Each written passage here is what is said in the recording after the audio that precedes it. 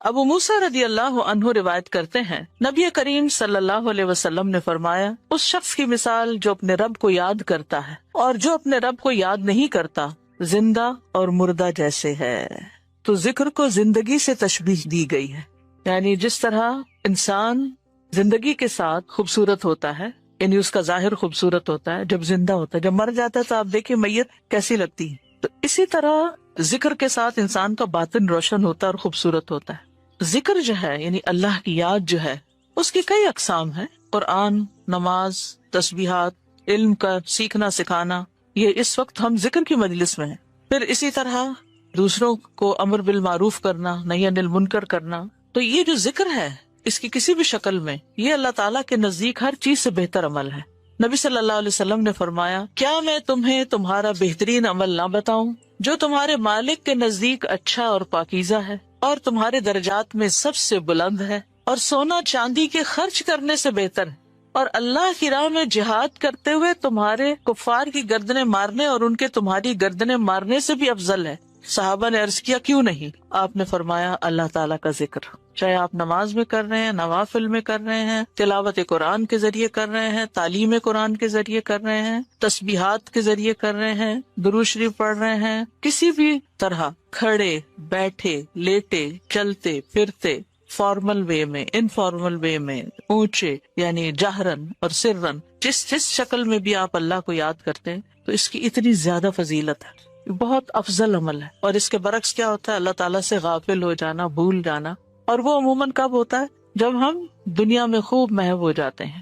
اسی طرح رسول اللہ صلی اللہ علیہ وسلم نے فرمایا، بہترین عمل یہ ہے کہ جب تم دنیا سے رخصت ہو تو تمہاری زبان اللہ کے ذکر سے تر ہو، اور یہ اسی وقت ہو سکتا ہے جب ہمیں ہر حالت میں ذکر کرنے کی عادت ہو، یعنی ذکر جو ہی چھوٹے تو ہمیں کمی سی محسوس ہونے لگے کہ کچھ رہ گیا ہے، کچھ چھٹ گیا میرے ہاتھ سے، کچھ نکل گیا ہے، کچھ کمی سی ہے، وہ خلا، وہ خالی پن فوراً محسوس کر لیں ہم۔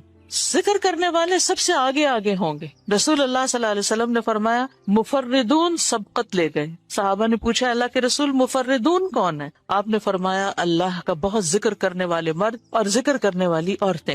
ذکر کی حالت میں مسلسل اللہ تعالیٰ کا ساتھ ملتا ہے، اللہ کا قرب نصیب ہوتا ہے۔ اللہ تعالیٰ فرماتے ہیں، میں اپنے بندے کے ساتھ ہوں جب تک وہ مجھے یاد کرتا ہے اور میری یاد میں اپنے دونوں ہونٹ ہلاتا ہے۔ پھر شیطانی حملوں سے بچاؤ کا مضبوط قلعہ ہے۔ یحییٰ علیہ السلام نے بنی اسرائیل کو خطاب کیا اور اس میں ایک بات یہ کہی کہ بندہ جب تک اللہ کے ذکر میں مصروف رہتا ہے تو شیطان کے حملوں سے محفوظ ایک مضبوط قلعے میں ہوتا ہے، یعنی دشمن سے بچا ہوا ہوتا ہے۔ پھر جنت کے باغیچے ہیں ذکر کی مجلسیں، جیسے یہ مجلس ہے۔ رسول اللہ صلی اللہ علیہ وسلم نے فرمایا، جب تم لوگ جنت کے باغوں کے پاس سے گزرو تو کچھ کھا پی لیا کرو۔ صحابہ نے پوچھا، جنت کے باغوں سے کیا مراد ہے؟ آپ نے فرمایا، مجالس ذکر، ذکر کی مجلسیں۔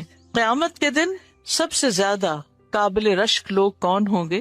جن کے چہروں کی سفیدی دیکھنے والوں کو ڈھانپ لے گی۔ وہ انبیاء و شہداء نہیں ہوں گے، لیکن ان کے اللہ کے قریب ہونے کی وجہ سے انبیاء و شہداء ان پہ رشک کریں گے۔ عرض کیا کہ اللہ کے رسول، یہ کون لوگ ہوں گے جن پہ انبیاء و شہداء رشک کریں گے؟ فرمایا، یہ مختلف قبیلوں کا مجموعہ ہے، مختلف قبیلوں، مختلف بیک گراؤنڈ سے آئے ہوئے لوگ ہیں جو اللہ کے ذکر پہ جمع ہوتے ہیں اور عمدہ کلام کو اس طرح چن چن کر لیتے ہیں جیسے کھجور کھانے والا عمدہ کھجوریں چن چن کے لیتا ہے۔ تو مجھے اس حدیث کو پڑھتے ہوئے آپ لوگوں کا خیال آتا ہے کہ علم کی مجلس میں سے جو اہم اہم نقطے ہیں وہ آپ اپنے پاس محفوظ کرتے جاتے ہیں، کچھ باتیں دل میں یاد ہیں اور کچھ قلم سے یعنی نوٹ بک میں نوٹ کرتے جا رہے ہیں۔ تو ایسی مجلسیں جو ہیں وہ انسان کے لیے بہت بڑی نعمت ہے۔ پھر ذکر نہ کرنا باعث حسرت ہے۔ یاد رکھیے، جب میں ذکر کا لفظ بولتی ہوں نا تو ذکر کی ساری اقسام ذہن میں لایا کریں، کیونکہ ہمارے ہاں ذکر صرف اللہ کرنے کا نام بن گیا ہے۔ ذکر کی مجلس کیا ہے؟ جس میں سارے لوگ بیٹھ کے اندھیرا کر دیں اور پھر وہ اس انداز میں ذکر کریں کہ سارے ایک نعرے کی شکل میں اور مل کے کوئی آوازیں بلند کریں۔ صحابہ سے ایسے کوئی طریقے منقول نہیں ہیں۔ وہاں صحابہ کرام نبی صلی اللہ علیہ وسلم کی مجالس میں جو بیٹھ کے علم حاصل کرتے تھے اس کو بھی ذکر کی مجلس سمجھتے تھے، اور ویسے بھی اکٹھے بیٹھ کر اللہ کو یاد کرتے تھے۔ جیسے مسجد نبی میں ایک دفعہ آپ تشریف لے گئے، 2 جماعتیں تھی، کچھ علم سکھا رہے تھے اور کچھ بیٹھ کے ویسے ہی تسبیحات پڑھ رہے تھے اپنی اپنی، تو آپ علم والوں کے پاس گئے، تو یہ بھی ذکر کی مجلس ہوتی ہے، یعنی علم کا سیکھنا سکھانا اور بیٹھ کے تسبیح پڑھتے رہنا، ذکر کرتے رہنا، جیسے آپ حرم میں بیٹھ کے کرتے ہیں، کسی مسجد میں بیٹھے ہوتے ہیں۔ اس کے لیے ضروری نہیں ہوتا کہ کوئی تسبیحات کرنے کے لیے باقاعدہ لوگوں کو دعوت دے کر کوئی ایسے حلقے اکٹھے کیے جائیں۔ ذکر نہ کرنا باعث حسرت ہے. نبی صلی اللہ علیہ وسلم نے فرمایا جو لوگ کسی جگہ پر مجلس کریں لیکن اس میں اللہ کا ذکر نہ کریں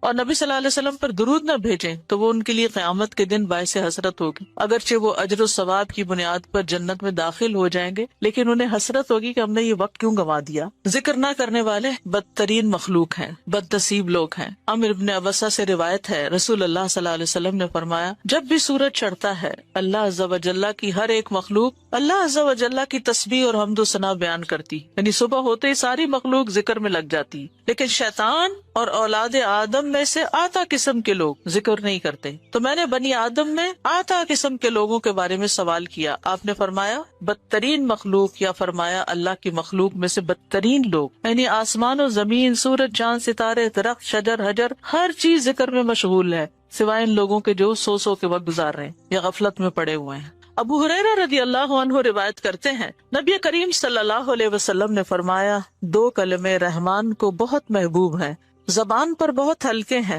لیکن قیامت کے دن ترازو میں بہت بھاری ہوں گے. سبحان اللہ و بحمدہ سبحان اللہ العظیم. اللہ اپنی حمد کے ساتھ پاک ہے، اللہ پاک ہے جو بہت عظمت والا ہے. تو جیسے ہم جانتے ہیں کہ نفلی عبادت میں افضل عمل اللہ کا ذکر ہے، تو یہاں پر اس ذکر کی خاص شکل بتائی گئی کہ اللہ تعالیٰ کی حمد و ثنا اور پاکی بیان کرنا. سبحانہ کا مطلب کیا ہوتا ہے کہ وہ پاک ہے. تو جس کلام میں، جس ذکر میں اللہ تعالیٰ کی پاکی بیان کی جائے، تسبیح بیان کی جائے اور حمد و ثنا بیان کی جائے، وہ اللہ تعالیٰ کا چنا ہوا کلام ہے. رسول اللہ صلی اللہ علیہ وسلم سے سوال کیا گیا کون سا کلام افضل ہے؟ آپ نے فرمایا جو اللہ نے اپنے فرشتوں اور بندوں کے لیے چنا. کیا فرمایا؟ جو اللہ نے اپنے فرشتوں اور اپنے بندوں کے لیے چنا. سبحان اللہ و بحمدہ. ٹھیک ہے، سبحان اللہ و بحمدہ. یہ تمام مخلوق کی نماز ہے، تمام مخلوق کی نماز ہے. نوح علیہ السلام کی وفات کا وقت جب آیا تو انہوں نے اپنے بیٹے سے فرمایا کہ میں تمہیں ایک وصیت کر رہا ہوں، دو باتوں کو کرنے کا حکم دیتا ہوں، دو باتوں سے روکتا ہوں. اور دو کرنے کے جو کام بتائے اس میں سے ایک لا الہ الا اللہ کا اقرار، کہ اگر ساتوں آسمان اور ساتوں زمینوں کو ترازو کے ایک پلڑے میں رکھ دیا جائے اور لا الہ الا اللہ کو دوسرے پلڑے میں، تو لا الہ الا اللہ والا پلڑا جھک جائے گا. اور اگر ساتوں آسمان اور ساتوں زمینیں ایک بند کڑے کی شکل اختیار کر لیں تو لا الہ الا اللہ اس کو بھی توڑ دے گا. اتنی طاقت ہے اس کلام کے اندر. اور دوسرا یہ کہ سبحان اللہ و بحمدہ کا ورد کرتے رہنا، کیونکہ یہ ہر چیز کی نماز ہے اور اس کے ذریعے مخلوق کو رزق ملتا ہے. اور میں تمہیں شرک اور تکبر سے منع کرتا ہوں. یہ دو منع کرنے والی چیزیں.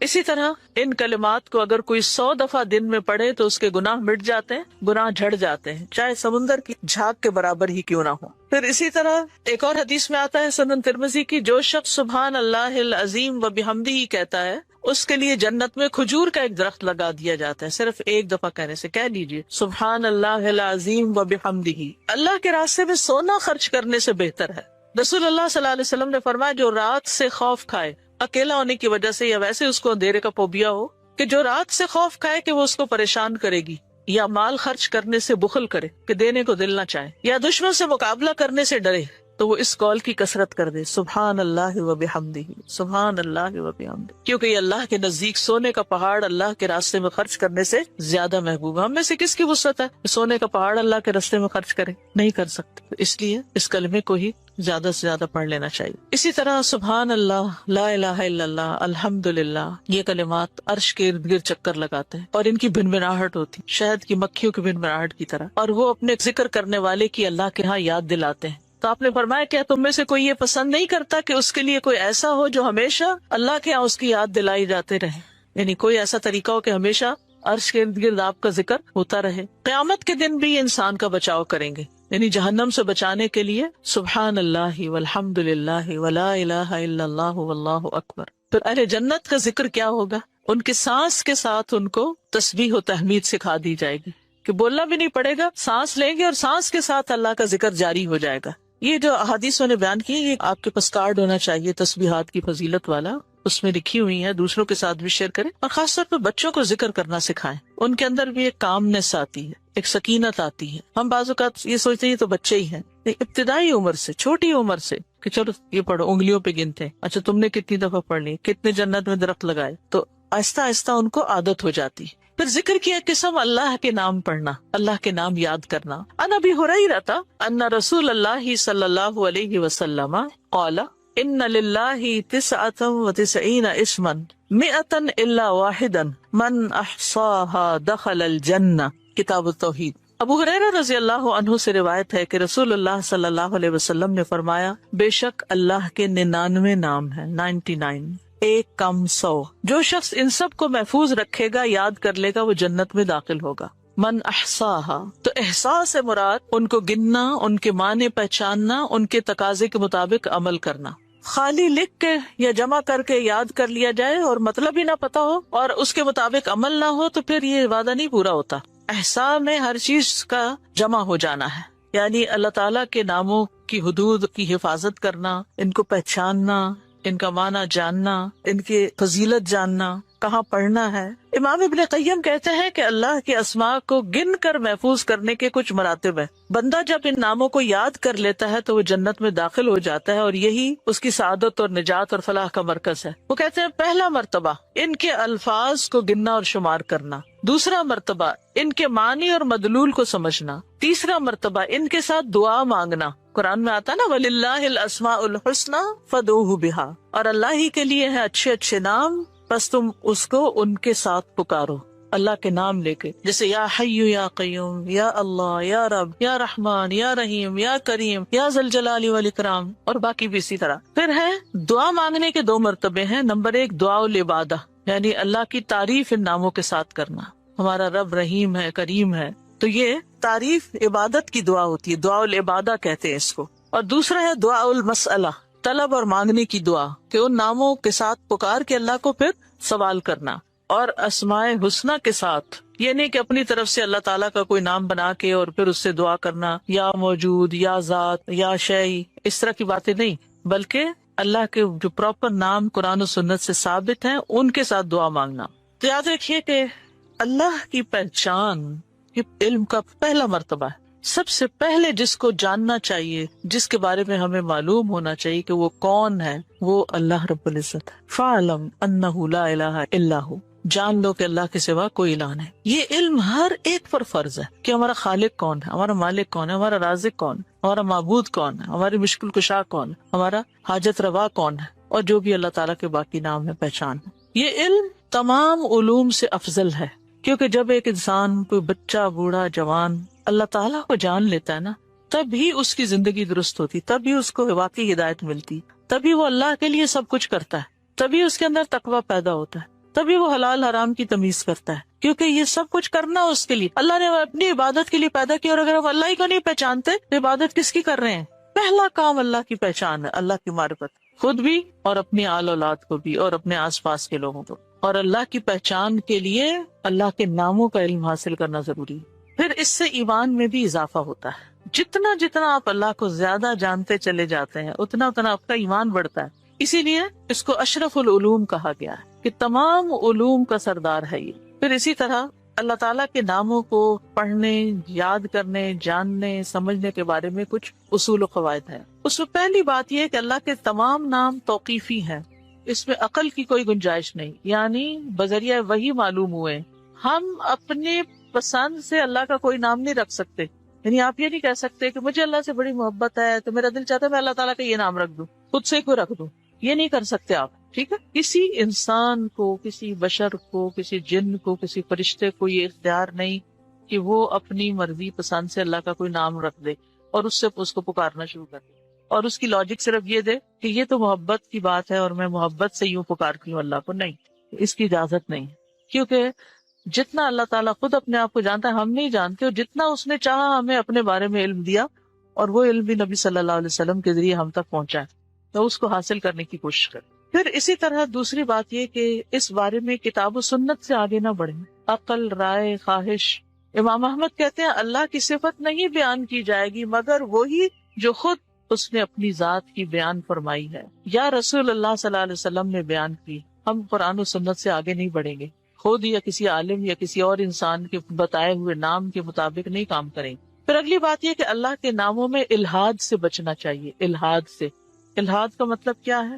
سیدھے رستے سے ہٹ جانا۔ لحد ہوتی ہے نا وہ قبر جو بغلی قبر ہوتی، نیچے گڑھا کھودتے کھودتے سائڈ پہ قبر کھودنا شروع کر دینا. تو اس کی بہت سی صورتیں ہو سکتی ہیں، جیسے اللہ کے کسی نام کا انکار کر دیا جائے، یا نام جن صفات پر دلالت کر رہے ہیں ان کا انکار کر دیا جائے، جیسے امت میں کچھ ایسے فرقے گزرے ہیں کہ جو یہ کام کرتے رہے ہیں. پھر اسی طرح بغیر تحریف، تعطیل، تکییف اور تمثیل کے اسماء و صفات پر ایمان لانا ضروری. تحریف یعنی خود تبدیلی کرنا، تعطیل یعنی کسی صفت کو معطل کر دینا، تکییف کسی کیفیت کو بتانا، تمثیل یعنی مثال بیان کرنا، ان چیزوں سے بچنا چاہیے. پھر ایک اہم بات یہ بھی یاد رکھیے کہ 99 تو ہمیں بتایا گیا کہ اتنے تو کم از کم یاد کر لو، لیکن یہ یاد رکھیے اللہ کے صرف 99 نیمز نہیں ہیں، وہ اس سے زیادہ ہیں. اس لیے بعض کتابوں میں آپ کو زیادہ بھی ملیں گے، لیکن یہاں مراد کیا ہے کہ یعنی اتنے تو زبانی یاد کر سکتا ہے انسان، یا آسانی سے ہر ایک کو معلوم ہو ہی سکتے ہیں. کیونکہ حدیث میں آتا ہے اسألک بکل اسم هو لک سمیت به نفسک وانزلتہ فی کتابک او علمتہ احدا من خلقک او استأثرت به فی علم الغیب عندک. اے اللہ میں تجھ سے تیرے ہر نام کے واسطے سے دعا کرتا ہوں، وہ نام جو تو نے اپنی ذات کے لیے رکھے، یا جو نام تو نے اپنی کتاب میں اتارے، یا وہ جو اپنی مخلوقات میں سے کسی کو سکھا دیے، یا وہ نام جو تو نے اب تک اپنے خزانہ غیب میں محفوظ رکھے. اس سے کیا پتہ چلتا ہے کہ کچھ نام تو خزانہ غیب میں ہے. اور جیسے حدیث شفاعت میں آتا ہے نا کہ نبی صلی اللہ علیہ وسلم کو اللہ تعالیٰ قیامت کے دن اپنی حمد و ثنا بیان کرنے کی تعریف کرنے کے لیے وہ کچھ سکھائیں گے جو اس سے پہلے نہیں سکھائی ہوگی وہ تعریف. تو اس کے ذریعے نبی صلی اللہ علیہ وسلم اللہ کی تعریف بیان کریں گے. یعنی وہ علم ابھی تک نبی صلی اللہ علیہ وسلم کے پاس بھی نہیں، وہ قیامت کے دن دیا جائے گا، جس کی بنا پر آپ اللہ تعالیٰ کی تعریف کریں گے، پھر دعا کریں گے، اور پھر آپ کو شفاعت کا اذن دیا جائے گا، جو شفاعت کبریٰ کی حدیث آتی ہے. الہدیٰ نے اللہ تعالیٰ کے ناموں کا ایک کارڈ ریوائز کر کے چھاپا تھا، جس میں قرآن اور سنت کی دلیل سے وہ نام دیے گئے ہیں، اور باقی جو تاج کمپنی کے چھپے ہوئے نام، ان میں کچھ نام ایسے ہیں جو اللہ کے نام نہیں ہیں، وہ اللہ تعالیٰ کے افعال ہیں جن سے لوگوں نے خود نام بنا لیے. جیسے المذل اللہ کا نام نہیں ہے، یہ اللہ کا نام نہیں ہے، لیکن ذلت دینے والا اللہ ہے، تو ذل من تشاء، تو اس سے لوگوں نے نام اسم فائل کر کے تو مذل بنا لیا. تو یہ نام نکال دینے چاہیے، ٹھیک ہے، کیونکہ یہ قرآن و سنت سے نہیں ملتے. تو کچھ اللہ تعالیٰ کے نام ہیں، صفات ہیں، اور کچھ افعال بھی ہیں کہ اللہ تعالیٰ کیا کیا کرتا ہے. تو قرآن سے ہمیں وہ بھی پتہ چلتا ہے کہ اللہ تعالیٰ کیا کرتا ہے، مطلب زندگی دیتا ہے، موت دیتا ہے، رزق دیتا ہے، وغیرہ وغیرہ.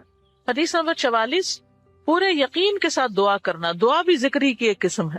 ان انس قال قال رسول اللہ صلی اللہ علیہ وسلم اذا دعوتم اللہ فعزموا فی الدعاء ولا یقولن احدکم ان شئت فاعتنی فان اللہ لا مستکرہ لہ. انس رضی اللہ عنہ روایت کرتے ہیں کہ رسول اللہ صلی اللہ علیہ وسلم نے فرمایا، جب تم اللہ کو پکارو تو پکارنے میں عزم رکھو، یعنی اچھی طرح پکارو، اور تم میں سے ہرگز کوئی یوں نہ کہے کہ اگر تو مجھے چاہے تو عطا کر دے اور چاہے تو نہ کرے. یعنی لکھا ہوا نہیں یہاں، لیکن مطلب یہی بنتا ہے، کیونکہ اللہ کو کوئی بھی مجبور نہیں کر سکتا. ٹھیک ہے، تو یہاں دعا مانگنے کا ادب سکھایا گیا ہے کہ دعا پورے یقین کے ساتھ مانگنی چاہیے. یا اللہ تو دے سکتا ہے تو مجھے عطا کر، یہ نہ کہیں تو چاہے تو عطا کر، وہ تو دینے پہ قادر ہے. اس سے پورے یقین اور عزم کے ساتھ دعا کریں. اسی طرح دعا مانگنے کے کچھ اور آداب بھی ہیں. مسئلہ یہ کہ غافل دل سے دعا نہ کریں، کیونکہ اللہ تعالیٰ بے پرواہ دل کی دعا قبول نہیں کرتا. پھر یقین سے دعا کریں کہ قبولیت کا یقین ہو کہ نہیں اللہ تعالیٰ سنتا ہے، یہ نہیں پتہ نہیں سنے گا کہ نہیں، بہت مانگی ہے ابھی تک تو ہماری بات نہیں مانی گئی، پتہ نہیں آگے کیا ہوگا، میری تو سنتا ہی نہیں. نعوذ باللہ، ایسی باتیں نہیں کرنی چاہیے. اللہ آپ کے تو بس میں ہے سب کچھ، آپ تو سب کچھ کر سکتے ہیں. پھر اسی طرح بغیر ہچکچاہٹ کے رب سے دعا کرنی چاہیے. کس سے؟ بغیر ہچکچاہٹ کے، پورے یقین سے. نبی صلی اللہ علیہ وسلم نے فرمایا، جب تم میں سے کوئی آدمی اللہ کے سامنے اپنی خواہش کا اظہار کرے تو وہ زیادہ سے زیادہ مانگے، کیونکہ وہ اپنے رب سے مانگ رہا ہوتا ہے عز و جل سے، وہ سب کچھ کر سکتا ہے. پھر خشوع و خضوع اور عاجزی سے مانگے،